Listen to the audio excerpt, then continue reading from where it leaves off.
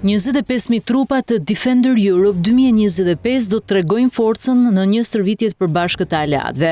Reagimi i shpejt, zbarkimi menjëhershëm dhe kundërpërgjigja në tokë, ajër e det, do të jenë pjesë e përgatitjes që në Shqipëri do të nisë prej datës 25 maj deri në 9 qershor.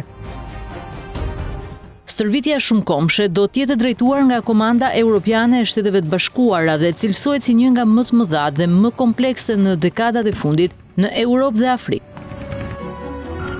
Synimi do të jetë rritja e gatishmërisë, ndërveprueshmërisë dhe aftësisë për të vepruar në mënyrë të koordinuar ndërmjet forcave të SBA-s, NATO-s dhe vendeve partnere. Aktivitetet luftarake të shkallës së gjerë do të shtrihen në disa vende të Europës dhe është ndërtuar sipas skenarit që simulon mbrojtjen kolektive të aleatëve. Të vit në të do të përfshihet dhe Kosova, e cila u përjashtua nga Defender 2023, vendim që u mor për shkak të tensioneve me Serbinë. Në deklaratën e Ministrisë Shqiptare të Mbrojtjes thuhet se kjo stërvitje përfaqëson një mesazh të qartë ndaj çdo kundërshtari të mundshëm.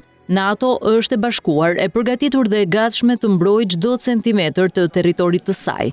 Megjithatë, ajo vjen dhe në kulmin e tensioneve mes Rusisë, BE-s dhe SBA-s, ku kërkohet arritja e paqes me Ukrainën.